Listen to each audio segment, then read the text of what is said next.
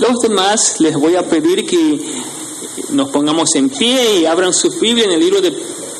Seguimos primero el libro de Tesalonicenses. Abran sus Biblias en el libro de Primera de Tesalonicenses, capítulo 4.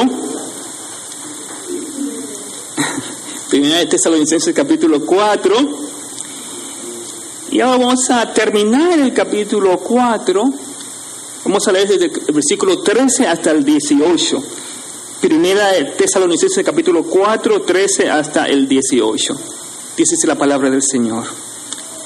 Tampoco queremos, hermanos, que ignoréis acerca de los que duermen, para que no os entristezcáis como los otros que no tienen esperanza. Porque si creemos que Jesús murió y resucitó, así también traerá Dios con Jesús a los que durmieron en él. Por lo cual os decimos esto en palabra del Señor, que nosotros que vivimos, que habremos quedado hasta la venida del Señor, no precederemos a los que durmieron. Porque el Señor mismo, con voz de mando, con voz de arcángel y con trompeta de Dios, descenderá del cielo, y los muertos en Cristo resucitarán primero. Luego nosotros, los que vivimos, los que hayamos quedado, seremos arrebatados juntamente con ellos en las nubes para recibir al Señor en el aire. Y así estaremos siempre con el Señor. Por tanto, alentaos los unos a los otros con estas palabras. Padre Santo, gracias por otro sábado que permites que tus siervos y siervas lleguen a este lugar para así en comunión adorarte. Gracias, Padre Santo, por los hermosos signos de la hermana escogió y nos dirigió. Gracias, Padre mío, por recibir nuestra alabanza. Gracias, Padre mío, también por los niños que nos has dado y las maestras, Padre mío, los padres que los traen. Gracias, Padre mío, y también sean bendecidos. Y rogamos una vez más, Padre Santo, que nos dirijas en el mensaje de hoy. Oh, Padre mío, tú sabes que llegamos aquí con diferentes inquietudes, diferentes desafíos, diferentes preocupaciones, y sabemos que tan solo tú puedes ayudarnos. Así que, Padre, te pido que nos dirijas en esta noche, que tú quites cualquier impedimento, cualquier distracción, y que podamos concentrarnos en lo que tú quieres enseñarnos. Te lo ruego en el dulce nombre de Jesús. Amén. Pueden sentarse, mis hermanos, hermanas. Yo no sé si usted ha escuchado muchos mensajes acerca de la segunda venida de Jesucristo, pero se va a dar cuenta de que son muy pocos los predicadores que hablan sobre la segunda venida de Jesucristo. Se hablan de muchas cosas, pero hablar de la segunda venida de Jesucristo, de que Jesucristo vino otra vez, no es muy común. Y en esta noche yo quiero hablarle como nos toca y lo que nos expresa en el pasaje de hoy sobre eso, sobre la segunda venida del Señor. Saben que cuando hablamos de la segunda venida o cuando hablamos de lo que va a pasar en el futuro, siempre tenemos dos razones. Y una de las razones por la cual hablamos de la segunda venida o del futuro es cuando nos encontramos con muerte.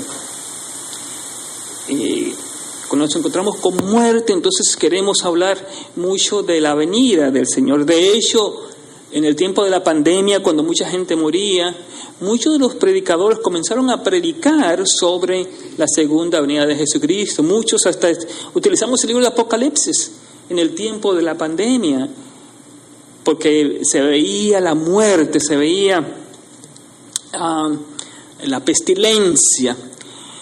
En esta noche yo quiero hablarles de la segunda venida como Pablo lo expresa el libro a los tesalonicenses. Y vamos a dividir este mensaje en dos partes. Este sábado vamos a predicar una parte, la primera parte de la segunda venida. El próximo sábado vamos a terminar con la segunda parte. Y la primera parte va a tratar sobre dos temas importantes que encontramos aquí en la carta. El primer tema es, ¿para qué?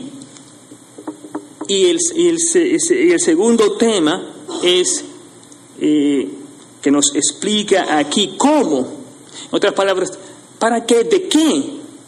¿Y cómo pasará esa segunda venida? Porque esto tiene que ver con la muerte. La semana que viene vamos a hablar de una pregunta y tiene que ver con el tiempo. ¿Y cuándo será? Aquí es cómo será, para qué será o para quiénes será. Pero la próxima semana el tiempo. ¿Cuándo? Y la próxima semana tiene que ver con acontecimientos que nos llevan a hablar de la segunda venida. Cada vez que hay guerras, terremotos y todo ese tipo de cosas, acontecimientos finales, nos dirigimos inmediatamente a hablar de la segunda venida. Pero aquí, en esta primera parte, Pablo está hablando a los tesalonicenses de la primera venida debido a, yo diría, dos cosas. Él le daba un consuelo a la gente que había, a los hermanos que tenían familiares o amigos que habían fallecido. Esa es la primera cosa. ¿Qué va a pasar? ¿Qué va a pasar con los que han muerto? Y después se le explica cómo es que Jesucristo va a venir. Vamos a comenzar de eso con la primera parte, en el cual Pablo le dice a los hermanos, le da una esperanza. Porque fíjense en el versículo 13, le dice Pablo a los tesalonicenses, tampoco queremos, hermanos, que ignoréis acerca de los que duermen, para que no os entristezcáis como los otros que no tienen esperanza. El primer versículo, un versículo de ánimo a la congregación, porque, como les digo, la congregación, los hermanos estaban confundidos sobre lo que va a pasar con la gente que había muerto. ¿Qué va a pasar? ¿Qué es lo que va a pasar con la gente que ha muerto de la iglesia, de los hermanos de la iglesia? Entonces, Pablo le dice, yo no quiero que ignoréis la doctrina de la esperanza en Cristo. Eso es bien importante, que Pablo comienza con esa enseñanza de lo que significa estar en Cristo, la gran esperanza de estar en Cristo. Y Pablo dice, yo no quiero que ustedes ignoren esta gran enseñanza, porque, hermanos, si usted se da cuenta, nosotros somos diferentes a los del mundo. Yo tengo la oportunidad de visitar en los hospitales a muchos hermanos que están cerca de la muerte y están enfermos, y yo voy al hospital a visitarles. Y usted puede ver la gran diferencia entre aquellos que no conocen a Dios y aquellos que conocen a Dios. Los que conocen a Dios tienen una gran esperanza, una esperanza que le llena felicidad. Yo recuerdo un hermano que fui a visitar y él me decía, pastor, mire, yo quisiera estar con Cristo, yo sé que esto es mucho sufrimiento, pero yo quisiera estar con Cristo, pero doy gracias al Señor a pesar del sufrimiento. Y me sorprendió ver al hermano con tanto gozo, con tanta felicidad, porque él estaba seguro lo que va a pasar en su vida después que él falleciese. Ya falleció, pero cuando él hablaba de eso, yo decía, bueno, qué bendición ver la esperanza que tenemos los cristianos. Y Pablo le dice a la iglesia de los tesalonicenses, miren, yo no quiero que ustedes ignoren los que duermen, para que su corazón no se ponga triste, porque hay una gran esperanza. Hay una gran esperanza. Ustedes no son como aquellos que no tienen esperanza. Sin embargo, yo recuerdo ver al otro paciente cerca donde el hermano, que era una queja tan grande, un desconsuelo tan grande, porque esa persona no tenía ninguna idea sobre lo que va a pasar después de la muerte. Y mucha gente dice, bueno, el fin de todo es aquí. Pero Pablo me dice, no es así. Nosotros tenemos algo diferente, tenemos algo mucho más grande después de la muerte.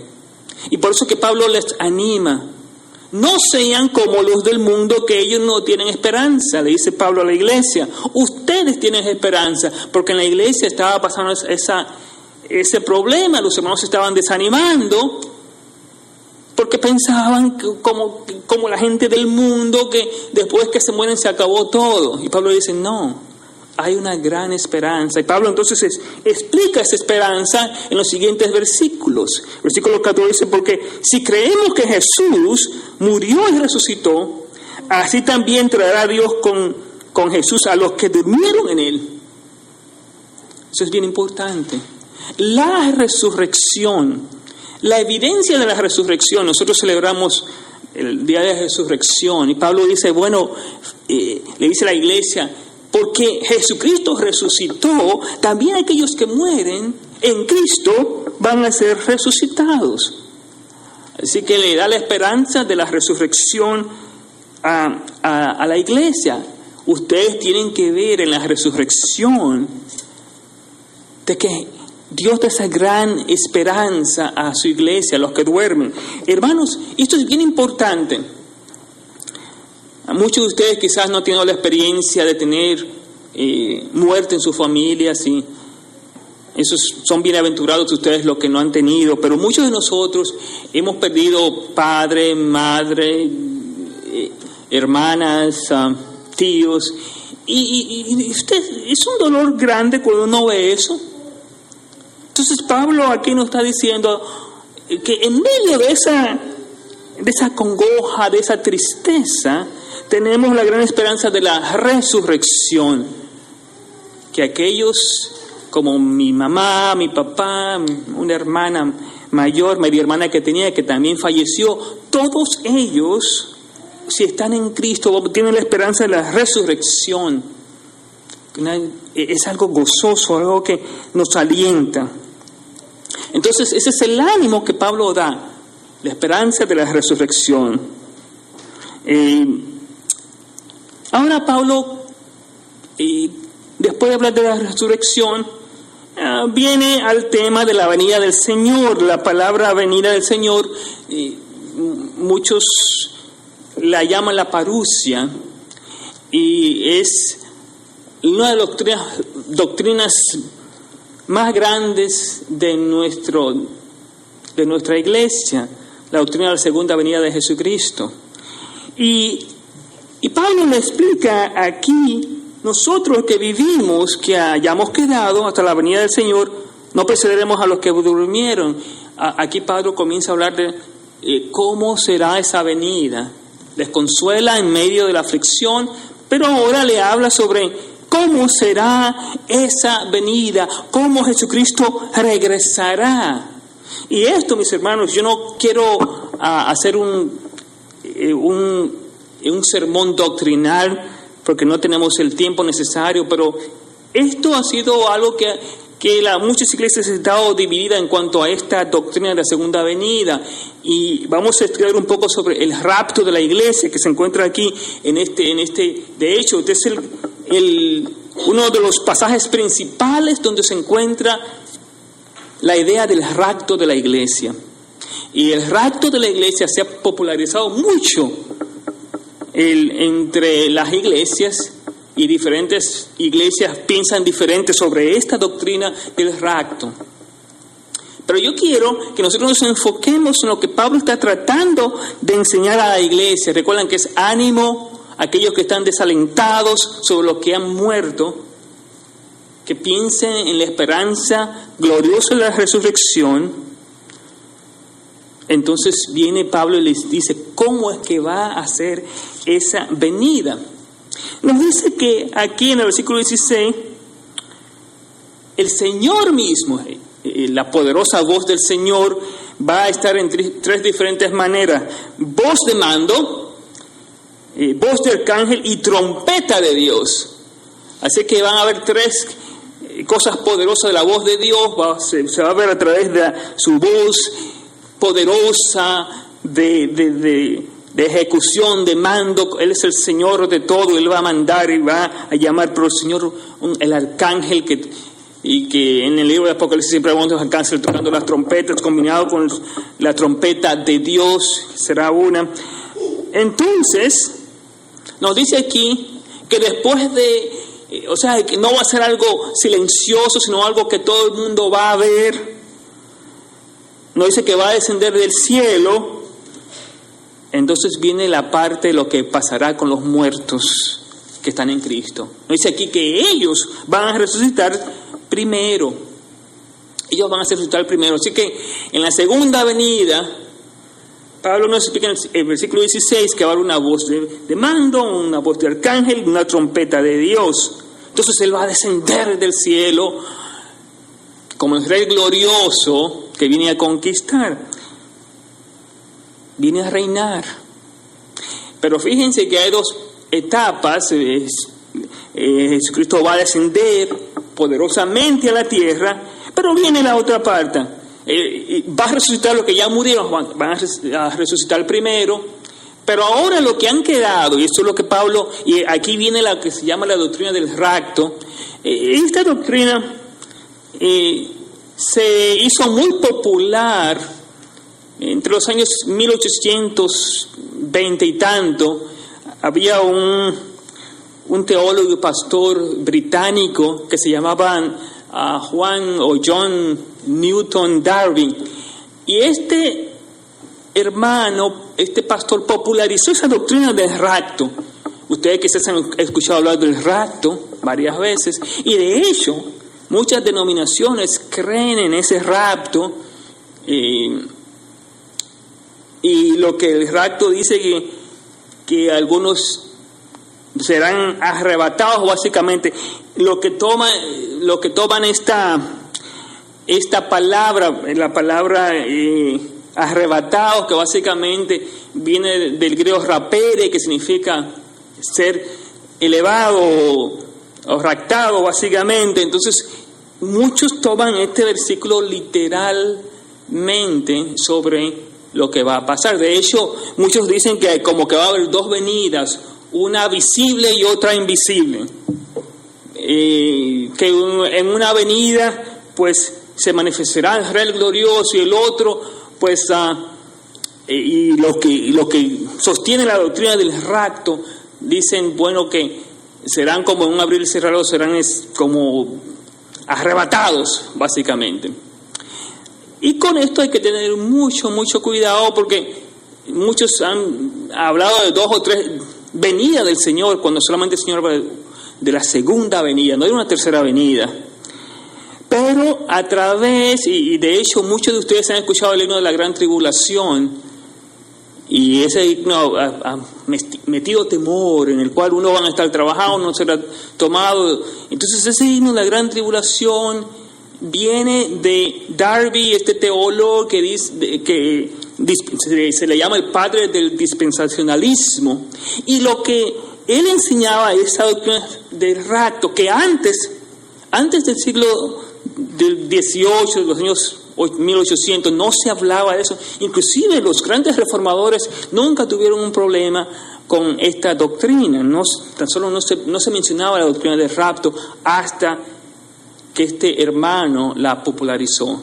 Entonces, en nuestro tiempo, en el siglo XX, con la Biblia Scofield, una Biblia que algunos de ustedes quizás han escuchado, entonces se hizo mucho más popular, y también hay algunas películas que hablan sobre el rapto, en español lo que se llama lo Left Behind, y esos libros, esas películas se hicieron bien famosos sobre el rapto, y muchas personas comenzaron a tener mucho temor de cómo va a ser y cómo va a ser la segunda venida. Entonces, lo que yo quiero decirles, mis hermanos, es que la intención de Pablo en este pasaje es más de una intención pastoral. Él no quería enseñar sobre 2 diferentes venidas del Señor, pero era una general, que Jesucristo iba a regresar. Ese es el consuelo grande de cómo Jesucristo va a regresar. Y fue algo bien sencillo, algo bastante sencillo. Jesucristo vendrá una vez más, y hay señales de cómo va a ser, eso va a ser. Entonces, los que quedan, dice Pablo en el versículo 17, porque es el versículo tan importante sobre la venida de Jesucristo y el rapto. Entonces, los que quedemos juntamente con ellos en las nubes para recibir al Señor, y así estaremos siempre con el Señor. La idea es de que vamos a recibir al Señor. Una cosa que es bien importante, algunos dicen, pero Pablo, ¿cómo él sabía que iba a vivir? ¿Cómo él sabía que no iba a morir? Esto, en el versículo 17, lo que vemos aquí es Pablo hablando de la confianza que tiene en el Señor. Si pasa, si él todavía está vivo, pues él será juntado con el Señor, arrebatado con el Señor en la segunda venida. Muchos dicen, bueno, es que Pablo no va a morir, es que Pablo... No, Pablo sabía exactamente que todos tenemos que morir. Y que el tiempo, Pablo no estaba hablando de ningún tiempo, pero aquí es una suposición de lo que pasa. O sea que si Jesucristo viene en cualquier momento, yo voy a estar preparado. Y si Él viene, entonces yo voy a ir al cielo con el Señor, voy a ser arrebatado. Primero, aquellos que murieron en Cristo serán resucitados, pero los que estamos aquí seremos arrebatados. Pero la importancia de esto es de alentar a la iglesia, a vivir, como hablamos la semana pasada, una vida santa, porque el Señor puede venir a cualquier momento. Y la semana que viene vamos a hablar sobre eso. ¿Cuándo vendrá el Señor? Pero aquí es el aliento, un aliento a la iglesia sobre aquellos que han perdido seres queridos, de aquellos hermanos que han pasado de la vida a la muerte. ¿Cuál es el destino de nosotros? Este es un pasaje de esperanza, de ánimo y de fe en Jesucristo. Es un pasaje, como dice el versículo 18, por tanto, alentaos los unos a los otros con estas palabras. Alentaos. Pablo quería decirle a cada hermano de la congregación, mire, en ese sufrimiento que está pasando, aliente al otro hermano sobre la certeza de la segunda venida de Jesucristo, de cómo Él va a venir y cómo Él va a levantar a su pueblo, cómo Él nos va a guiar, cómo los muertos van a resucitar primero. Y en ese toque de trompeta, los que estemos vivos, entonces vamos nosotros a ir con Él. Vamos nosotros a ir con Él. Es básicamente el aliento que Pablo da a la iglesia de los tesalonicenses en una situación difícil, en una situación cuando estaban perdiendo la esperanza. Y yo quiero, mis hermanos, como punto de aplicación en este pasaje que hemos leído, hay momentos que muchos cristianos pierden la esperanza.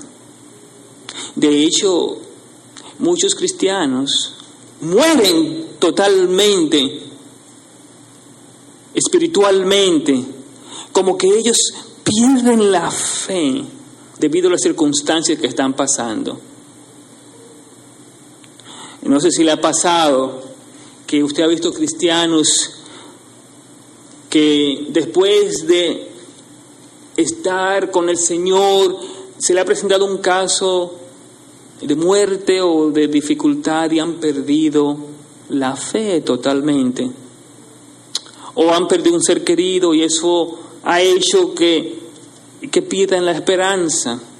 Entonces Pablo habla de ese tipo de personas, pero también nos habla a nosotros de una manera especial, porque muchas veces con lo que pasa en el mundo, con los problemas que pasan, con las confusiones que pasan, es fácil perder la esperanza. Y algunos dicen, pero ¿cuándo Cristo viene? ¿Por qué no viene? ¿Por qué Cristo no viene? La semana que viene vamos a hablar un poco más sobre eso. Pero ahora, mis hermanos, la concentración en la esperanza que tenemos en Cristo de resurrección y de su segunda venida. Resurrección y segunda venida. La resurrección da vida a la muerte. La segunda venida da triunfo total sobre el pecado. Eso es lo que Pablo está experimentando aquí, explicándole a la iglesia. Fíjense en la resurrección, fíjense en la segunda venida y cobren esperanza y fe en nuestro Señor y Salvador. Hermanos, en cada situación que usted está pasando, piensa en esas dos cosas como aliento de la segunda venida, la resurrección, pero Jesucristo viene, y como Él viene, pues eso nos da aliento, nos dice, cobre aliento en cada circunstancia. La semana que viene yo quiero hablar sobre cuándo, porque, hermanos, hay muchos acontecimientos que están pasando recientemente en nuestra sociedad, en el mundo, que son realmente, nos da miedo lo que está pasando en el mundo. Las guerras, terremotos. Pero ahora, esta primera parte, esperanza en la segunda venida de Jesucristo por su resurrección. Y tenemos que vivir, mis hermanos, con esa esperanza, que un día Jesucristo va a regresar y que tenemos que estar listos para su segunda venida. Pero que también tenemos que pensar en la muerte, lo que trae la muerte. La muerte, la separación, eso es lo que trae muerte de separación. Pero la resurrección trae la unión, trae vida. Y en esta noche, mis hermanos, como iglesia, mientras nosotros meditamos en esta doctrina de la venida del Señor, cobremos esperanza en fe en lo que dice las Escrituras. Versículo 14. Porque si creemos que Jesús murió y resucitó, así también creerá Dios con Jesús a los que durmieron en Él. Ahí está, una gran palabra de esperanza por la resurrección. Y el versículo 16 sobre su venida, porque el Señor mismo con voz de mando, con voz de arcángel y con trompeta de Dios descenderá del cielo, y los muertos en Cristo resucitarán primero. Luego nosotros, los que vivimos, los que hayamos quedado, seremos arrebatados juntamente con ellos en las nubes para recibir al Señor en el aire. Y así estaremos siempre con Él. Ese es nuestro deseo. Hermanos, ese es mi anhelo. Después de decir, yo espero ese día cuando Cristo volverá. Oremos. Padre Santo, queremos con todo nuestro corazón llegar a tu presencia, Padre mío, consolados por lo que tú enseñas sobre los que duermen, los muertos que han muerto en Cristo. Queremos consolar nuestras vidas, Padre Santo, sabiendo de que tú vendrás, que vas a resucitar a aquellos que murieron en ti primero, y los que quedamos, Padre Santo, nos llevarás, nos juntaremos contigo en el aire. Y en esta noche, Padre mío, permite que vivamos para ti en esa creencia de tu segunda venida. Oh Padre, tú sabes que mucha gente vive, Padre mío, sin esperanza. Hay mucha gente, Padre Santo, que en estos momentos no cree que tú vendrás otra vez. Pero nosotros, Padre mío, llegamos a ti dándote gracias, que pones en nosotros la fe de creer en tu resurrección, y así como tú resucitaste, también vas a resucitar a aquellos que murieron en ti. Así que, Padre, presentamos nuestras vidas a ti en estos tiempos que vivimos tan difíciles.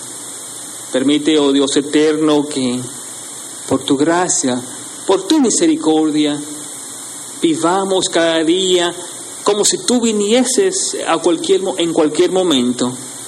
Te lo rogamos en el dulce nombre de Jesús. Amén.